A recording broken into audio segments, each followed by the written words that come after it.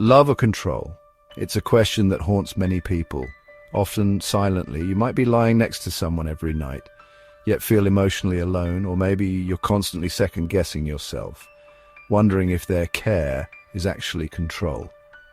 Welcome back to Mentor's Mindset. Today we're pulling back the curtain on something many experience but few talk about: toxic relationships masked as love. This video isn't about pointing fingers. It's about awakening your awareness, helping you draw the line between affection and manipulation, and guiding you toward healthier connections. The following will help you spot toxic relationships. Now let's discuss overprotectiveness. You know, when someone insists on knowing your every move, claiming it's for your safety, or I just worry about you. We've all seen the movies or read the books that paint controlling love as romantic. The protective partner, the mysterious older figure, the one who knows what's best. It looks sweet on the surface, but what if that fairy tale is actually a red flag in disguise? You got to ask yourself, are they protecting you or policing you? Is this about genuine concern, or is it about control? Because here's the deal, folks. Real love thrives on trust and respect. It doesn't suffocate or restrict if you're constantly being monitored. If you feel like you're always walking on eggshells, that's a red flag. That's not love. That's control masquerading as care. And you deserve better than that. You deserve to feel safe and respected, not stifled and suffocated. Don't let anyone tell you otherwise. Now, one of the most common tactics toxic partners use is isolation. To make sure we all understand, the Cambridge Dictionary definition of isolation is the condition of being alone, especially when this makes you feel unhappy. So keep that in mind as we go through the following situations and think to yourself, is this happening to me? Isolation in controlling relationships can be seen in different forms. They'll try to cut you off from your support system, your friends, your family. They might say things like, your friends don't understand us. Your family doesn't like me, but here's the thing. They're not stupid. They know exactly what they're doing. They're trying to isolate you, to make you dependent on them, and them alone. They want you all to themselves so they can control you without interference. So if you find yourself pulling away from loved ones, or if your partner is constantly bad-mouthing the people you care about, wake up. That's a huge red flag. Don't let them isolate you. Your loved ones were there long before your partner, your lifeline, your support system, your reality check.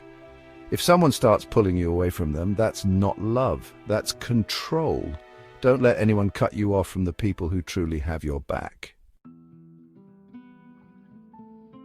Have you ever been made to feel bad for having a life outside the relationship? You know, it's your friend's birthday and you've gone out with the girls, or they're a big game at the weekend and you've told them you're off with the guys, and all of a sudden you're bombarded with guilt trips. Sentences such as, you didn't call me all day. Do you even love me? Let me tell you something, that's not love. That's emotional manipulation, plain and simple. They're trying to control you with guilt to make you feel bad for having a life outside of them. But here's the truth, a healthy relationship celebrates your individuality. It encourages you to pursue your passions, to spend time with loved ones. It doesn't hold you hostage with guilt and obligation. Don't buy into that manipulation. You deserve to have a life, to have friends, to have interests that light you up.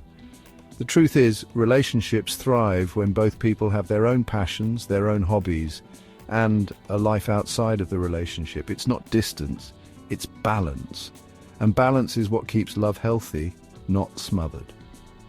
If you're out shopping with the girls, spending the weekend with the lads, or just doing anything that doesn't include your partner, remind yourself, this is normal. Healthy relationships have space.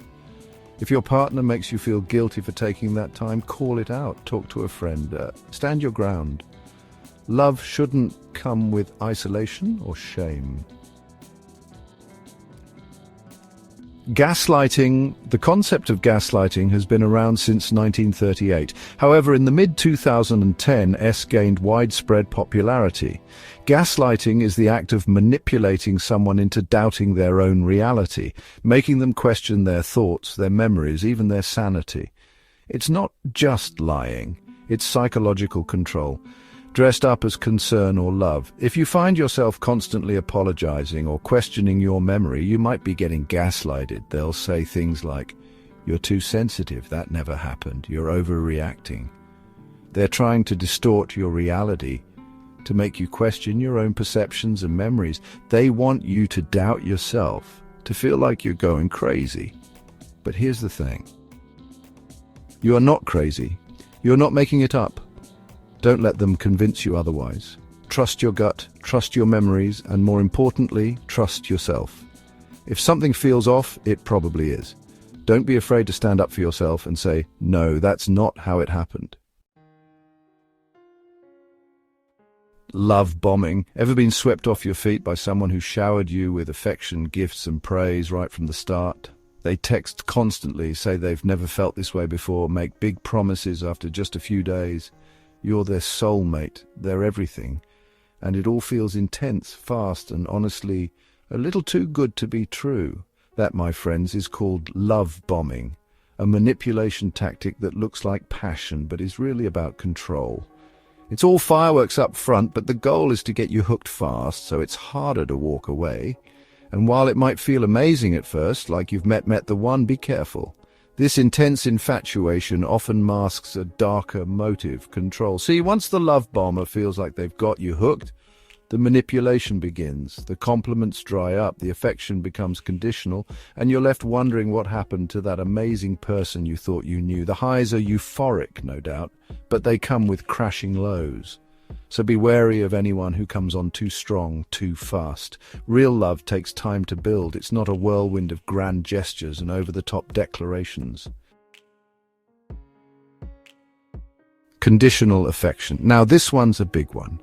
This is when someone only shows you love and affection when you're doing what they want. You'll hear things like, "I'll only be nice if you do what I say. If you really cared about me, you'd do this." Let me be crystal clear. Love should never be a transaction. You shouldn't have to earn someone's love and affection. It shouldn't be a reward for good behavior or withdrawn as punishment. Real love is unconditional. It's about accepting and cherishing someone for who they are, flaws and all. Don't settle for anything less. You deserve to be loved for who you are, not for what you do for someone else.